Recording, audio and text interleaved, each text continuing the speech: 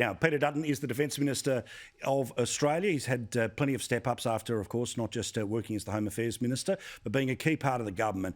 And he, like most, have just rolling their eyes at the absurdity of the Greens and their defence policy, which is to cut spending in half, to dump the nuclear subs deal, and, of course, to, fight Pine Gap, baby.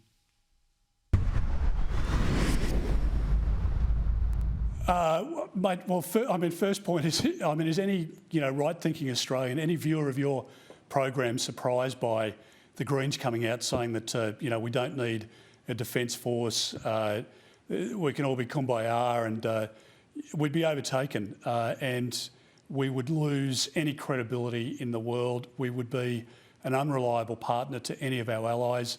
You'd be the laughing stock of the world. But that's the Greens' perspective. The people... I was saying this today. In my electorate, some parts of my electorate, say 25 minutes out of Brisbane, there's a 15% Green vote. So I think people are voting for them on the basis of, their environmental credentials. The environment's the last thing on their mind. Theirs is a radical agenda. All the stuff about defence, all of the stuff about restarting boats and all of that disaster would return.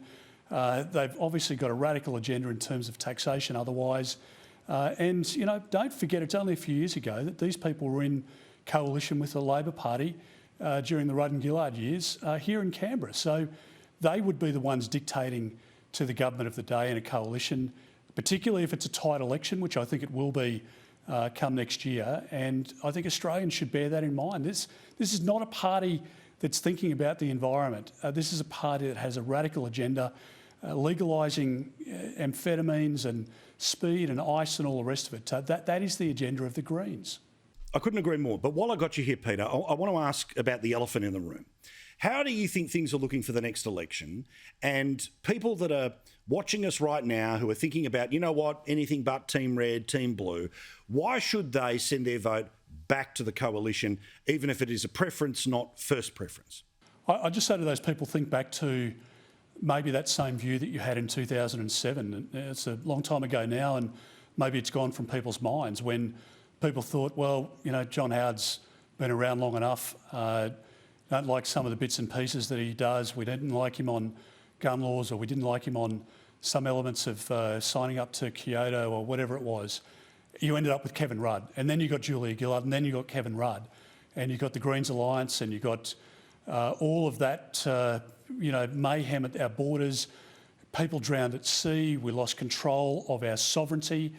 That's the same scenario that we're going to face at the next election. This is going to be a tight election. Don't have any fear of that. That's the reality.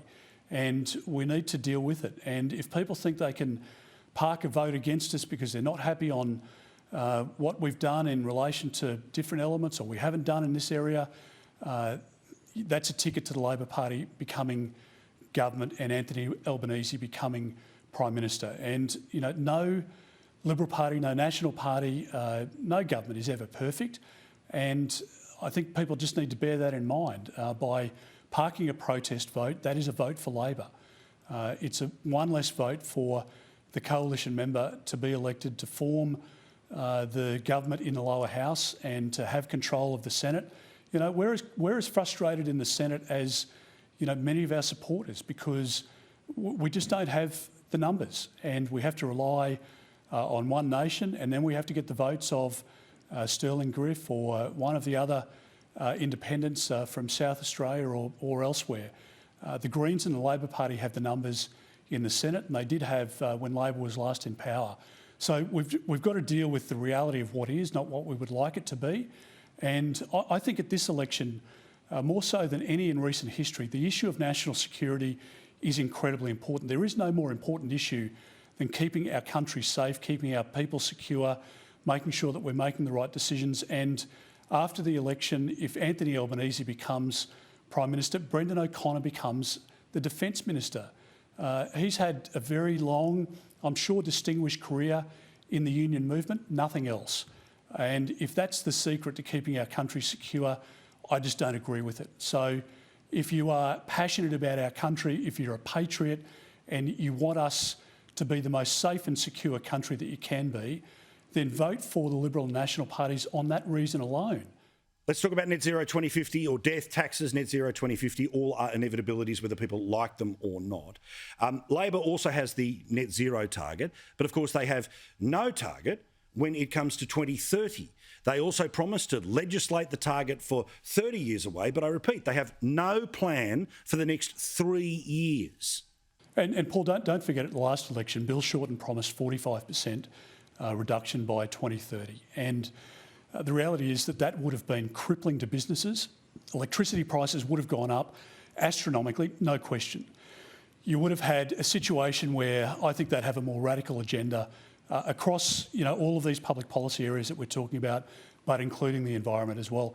We aren't signing up to a plan that is going to close mining in this country, because we have hundreds of thousands of people who are employed, who contribute to this economy, who help pay for our schools and our education system, our hospitals and our police officers, and we are not going to bring that industry to a close. The Labor Party would. They are so duplicitous when it comes to mining. Anthony Albanese goes out to central Queensland, doesn't take the media with him, pats the miners on the back, says everything will be okay, mate, your job's secure, and then goes back to the coffee shop in his electorate in inner city Sydney and tells them the complete opposite, that the industry is going to close. We aren't going to sign up to a plan that's going to negatively impact on our farmers. We just aren't. But equally, we need to be realistic about, from the Queen, Rupert Murdoch down, people have signed up to a zero 2050 target. That's the reality for many of our trading partners. And we can't stop Japan or China or other trading partners from saying that they don't want to purchase coal or iron ore or beef or whatever the commodity is. So we've got to deal with the international reality. And I think from our own perspective, we can be fighting about climate come the next election. We'll lose that election, and Anthony Albanese will do all the things that we've just summarised. Or we can have a pragmatic government that is about making sure that we can secure jobs, that we can keep small businesses going, that we can keep our country safe and secure. But Scott Morrison's the only option at the next election that provides that to you. And we've got to keep reminding ourselves of that. This is a two-horse race. And Albanese, maybe with the support of Adam Bandt and the Greens, is able to form a minority government after the next election because people have lodged a protest vote against us. It's a disaster for our country. So I just think we need to distill all of that when people are making their decisions about where they're going to provide their first and second vote at the next election.